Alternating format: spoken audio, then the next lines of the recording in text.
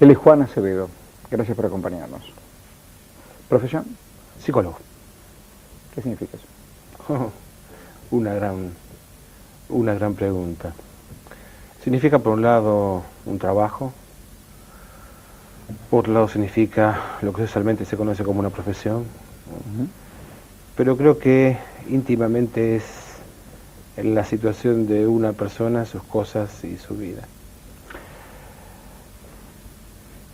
Esto significa que todo es en tiempo real. Todo es en tiempo real. ¿Se habla de conciencia? Se habla de conciencia. ¿Se habla de inconsciente? ¿El inconsciente se modifica a partir de qué? El inconsciente se modifica a partir de la conciencia, se modifica a través de la historia, se modifica tanto individual como colectivamente, estímulos, sensaciones, sentimientos. Y que a mí me pasa algo muy fuerte donde se registra todo eso. Creo que se registra absolutamente en todo el sistema, si el golpe es realmente muy fuerte. ¿Qué son las abducciones? Una buena pregunta. Muchos suelen responder a esta pregunta diciendo que las abducciones son el secuestro de personas o rapto de personas por entidades no humanas. Generalmente suelo responder a esto como que esto es una falacia. Mentira. No una mentira, una falacia, un error. A falacia es error. ¿Por qué? Por lo siguiente, porque denominamos abducciones a los relatos de personas, ¿sí?, que aseguran haber vivido una circunstancia particular, anómala, donde esta circunstancia del rapto está presente. Esto se parece mucho a algo que una persona, un ufólogo, ¿sí?, un ovnílogo, el doctor Joseph Allen Hynek, decía que no estudiamos ovnis, que la ufología no estudiaba ovnis. ¿Qué estudia? Relatos de personas que aseguran haber visto ovnis. Y esto es un tema fundamental. ¿Los documentos? Ese es el punto. Vos fíjate que estos testimonios, esta cuestión del testimonio, ¿sí?, esto testimonial, está muy mediado a través de la palabra, tanto oral como escrita. Y ese es el material número uno que tenemos nosotros como trabajo. Sobre todo en el caso de las abducciones. En el caso de los ovnis tenemos también esta circunstancia de las filmaciones, las fotos. Sí. ¿Y no va a veces acompañado una cosa de la otra? Está íntimamente relacionado el tema abducción con el tema ovnis. Pero interesantemente también está relacionado con otros temas que generalmente la ufología no suele abordar o no suele tocar. Por ejemplo, la conciencia, estados alternativos de conciencia, ¿sí?, algo que nosotros denominamos la conexión chamánica. ¿Y eso qué? Sumamente interesante. Esta secuencia de rapto y ordalía. ¿De qué? De rapto y ordalía. Sí. Esta cuestión de la persona de ser sacada contra su voluntad de un lugar y vivir un suceso de características sumamente particulares, que rayan en lo sobrenatural, que rayan en lo fantástico.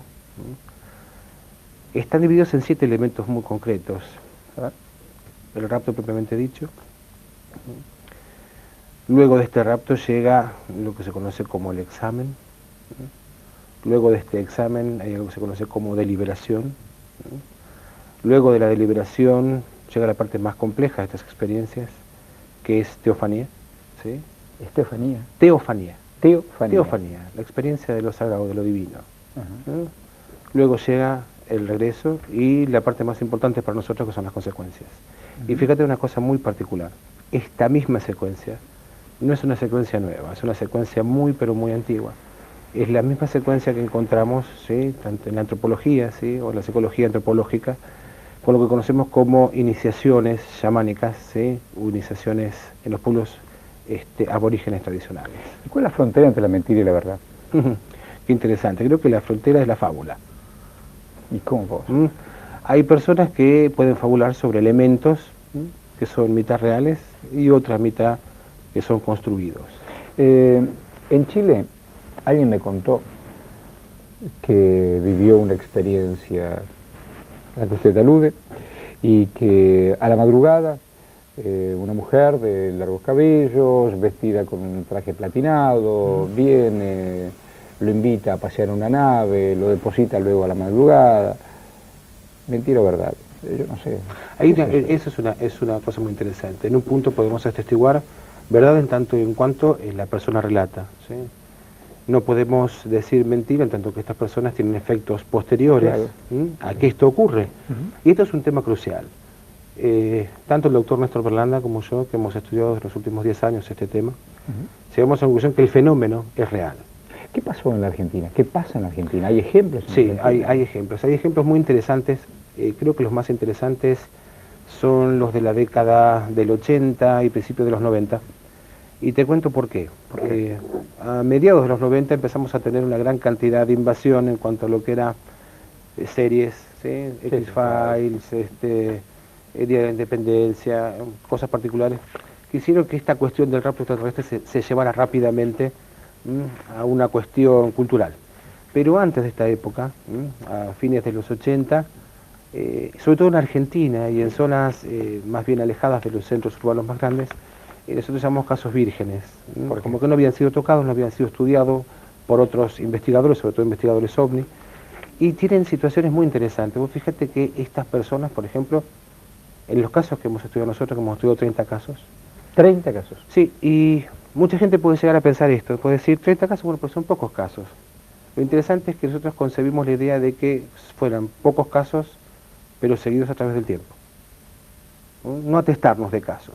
¿Y qué le pasó en la cabeza a esas personas que dicen haber vivido tal experiencia? O sea que uno de los elementos más comunes que solemos encontrar es algo que se conoce como estrés post-trauma.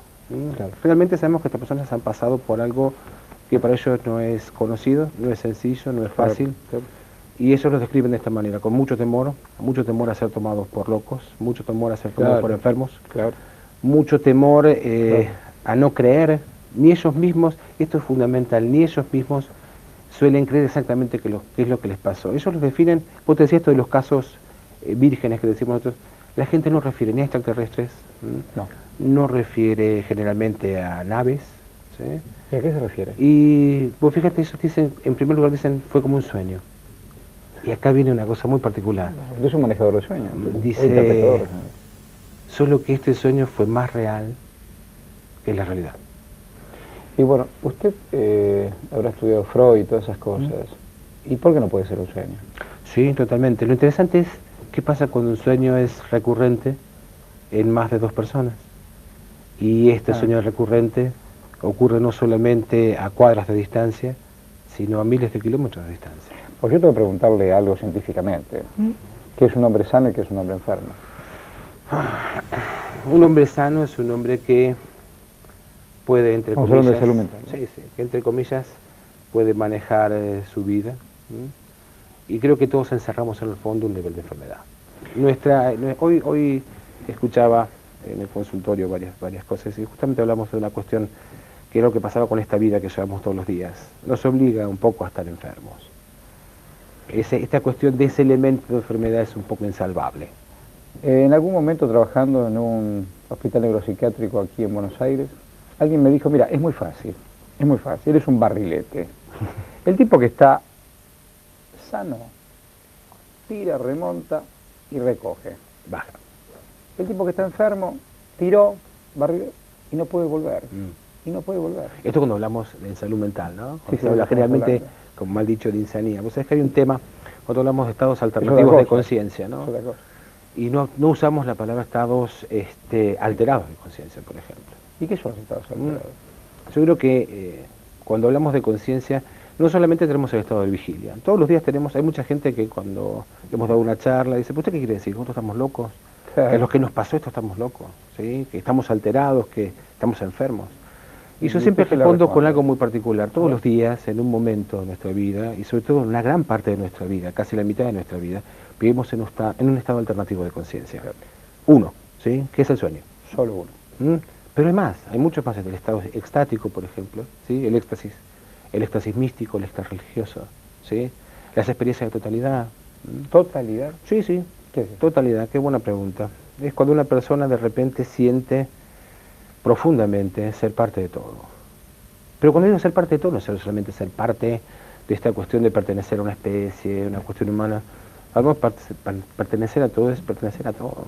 ¿Y qué es? Tanto el reino vegetal, mineral. ¿Sentirse Dios? Es una buena pregunta. Quizás muchas personas relacionan con eso. ¿Viste como te decía hoy? La parte de teofanía. Sí. Bueno, mucha gente, por eso el teo. Hay mucha gente que lo relaciona con eso. Y en el después, aquellos que vivieron esa experiencia, ¿cómo quedaron? En primera instancia, hay personas que guardan esto durante años. Y si no lo pueden contar, no lo quieren contar porque a lo mejor dicen, nadie me va a creer. No, exacto. ¿Y a quién se lo cuenta? Aparte, uno sabe, cuando uno llega y estas personas pueden volcar esto y saben que van a tener una escucha abierta, es un desahogo. Es un alivio y uno lo vive con gran fuerza esto, con gran fuerza. De poder volcar esto sin que alguien juzgue, ¿sí? Claro. Sin que alguien diga, bueno, después vamos a ver cómo evaluamos este discurso suyo. Y yo creo que una de las cuestiones fundamentales en estas personas es que guardarlo durante tanto tiempo, ¿sí? Generaría dos cosas muy particulares. Uno podría pensar que guardarlo lo desdibujaría la situación. Sí. Sin embargo, maravillosamente es todo lo contrario. ¿Sí? El recuerdo de estas circunstancias. A lo mejor lo realimenta y lo llena de... Vos sabés que esto, hubo un folclorólogo en Estados Unidos, Thomas Bullard, y eso es algo que me gustaría nombrarlo porque lo mencionamos en el libro también. Y no sé si en el libro a lo mejor queda claro. Esta persona trabaja pura y exclusivamente con los relatos folclóricos, ¿sí? Y toma a los relatos de abducción como un relato folclórico. Lo lógico sería que una historia tan repetida, tan recurrente, ¿sí? Tuviera que ser alimentada, retroalimentada constantemente, y llegar a variaciones a tal punto que podría ser muy frondoso, una de otra. Sin embargo, lo interesante es que no son frondosas. Él es Juan Acevedo, ya venimos.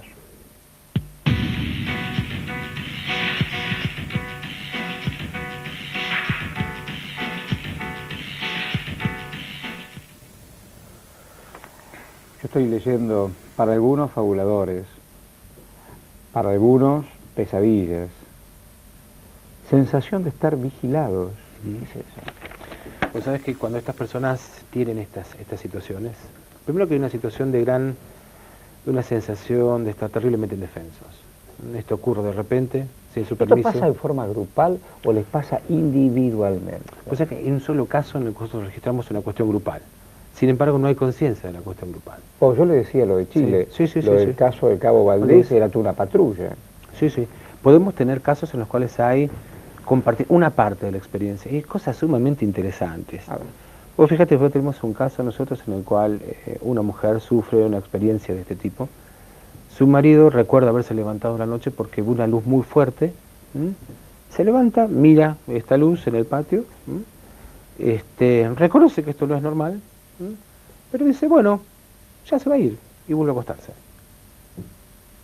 Solamente con el tiempo, cuando volvemos a hablarlo, esta persona dice, no, pero no es normal, si eran las 3 de la madrugada, ¿cómo va a estar los días afuera? Ocurren sucesos pero sumamente particulares en esto. Y a veces estos testigos que acompañan, ¿sí? No son los que viven generalmente es una experiencia, yo te diría que es una experiencia solitaria, es una experiencia de a uno.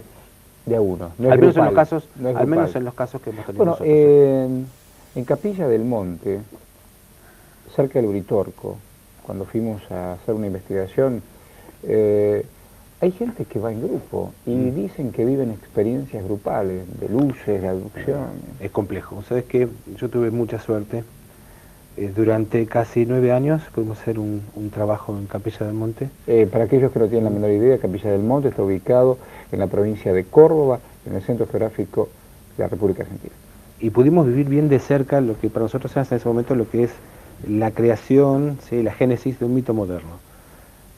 Yo creo que a partir de lo que pasó en aquella huella, ¿sí? En el 85-86, sí, la falda.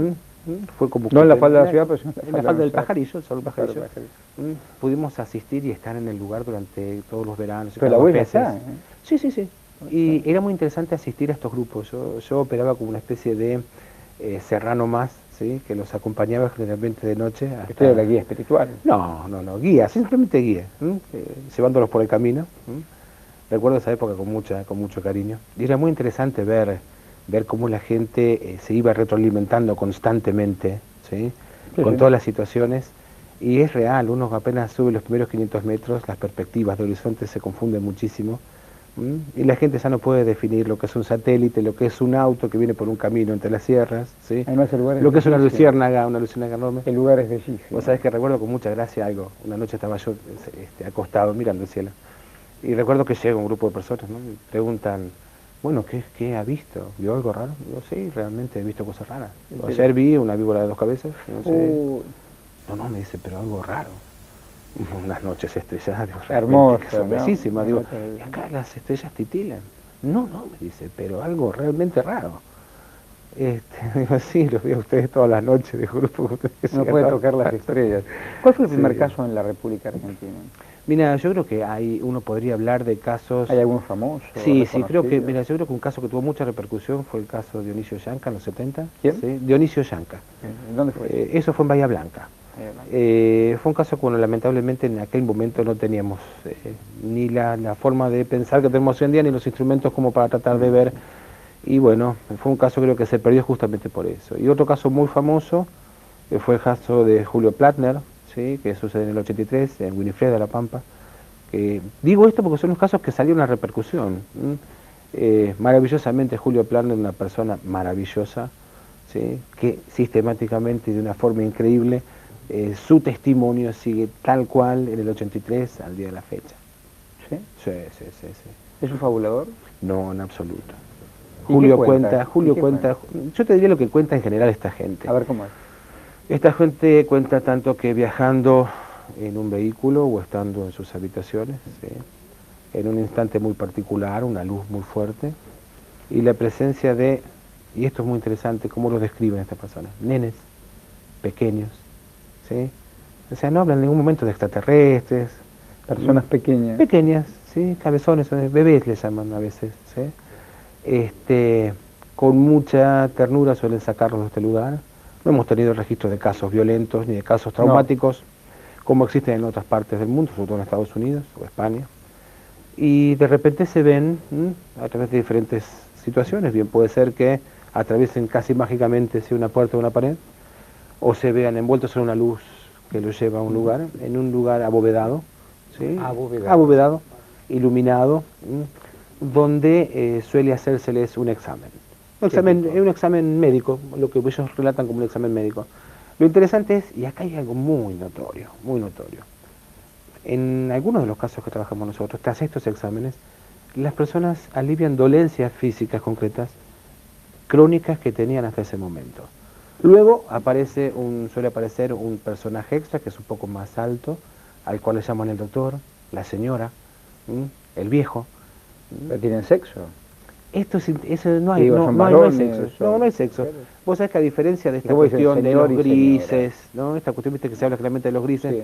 No, acá se habla de seres pequeños que tienen esta morfología, es real, pero la gente no lo ve. Esto es una versión moderna, esta cuestión de gris. Y en el caso de este ser más alto, sí, hay una cuestión real. Lo pueden identificar masculino o femenino, mientras que los pequeños no. Algunos suelen hablar... ¿Que son como ángeles? No, bueno, sin embargo, mirá qué cosa interesante, hay gente que suele relacionarlo. Dicen que esos ojos, Los ojos, son ojos que todo lo ven, todo lo atraviesan, todo lo saben. Fíjate hasta qué punto la experiencia raya y toca, ¿sí? La cuestión con lo místico, ¿sí? A veces hasta con lo religioso. Yo te preguntaba qué pasaba después. Y esta gente, más allá del temor de confesarlo, de compartirlo... Los después son interesantísimos. Creo que es los elementos más concretos que tenemos. A ver. Estas personas no solamente no presentan signos de desórdenes mentales concretos, estas personas que hemos investigado nosotros, ¿sí? No digo que no los haya, de hecho los hay, sino que increíblemente tienen lo que nosotros hacemos como una especie de reestructuración en su conciencia. ¿Qué es? Ven el mundo de una forma diferente. ¿Son más buenos, son más malos? Son más buenos. Si podríamos hablar de bondad, sí, diríamos que son más buenos. Tienen necesidades que antes no tenían, ¿sí? Una gran conciencia ecológica. ¿Vuelven a los lugares donde ocurrieron esas cosas? Sí, vuelven. ¿Vuelven? Sí, vuelven. Para ver si los vuelven a encontrar. Sí, vuelven. Es más, hasta podría decirte que en más de uno de los casos ocurre que este fenómeno, ¿sí? Es recursivo, suele volver a pasar. ¿Vuelve a pasar? ¿Con el mismo personaje? Sí. Ahí tenemos un punto muy interesante para trabajar, sobre todo psicólogos y psiquiatras, ¿no? Cómo funciona nuestra mente, cuánto de esto crea nuestra mente. ¿Hay geografías en la Argentina donde los casos se den más que en otros? No, creo que no. De hecho, podríamos hablar de geografías en estadísticas muy concretas. Es más lógico que se den más casos en una zona muy poblada que en zonas no pobladas. No, pero siempre, al menos las confesiones, los relatos se dan en la zona montañosa, No, sur. No, en este tema en particular creo que es bastante común que algunos casos puedan darse en cualquier parte del país. Digo, ¿alguien se fue y no volvió nunca más? Que yo conozca, ¿no? Es una buena coartada, ¿no? Ujú. Mira, a veces la gente nos hace una pregunta, Una buena ¿qué es coartada. esto? Nos preguntan, ¿no? Y yo siempre digo que la respuesta más sincera que tengo, A ver. la única que llega hasta el momento es, no sé. No sé. ¿Le gustaría que a usted le pase? Qué interesante pregunta, por supuesto, claro que nos gustaría. ¿Le gustaría? ¿Para qué? Para saber un poco más. Ujú.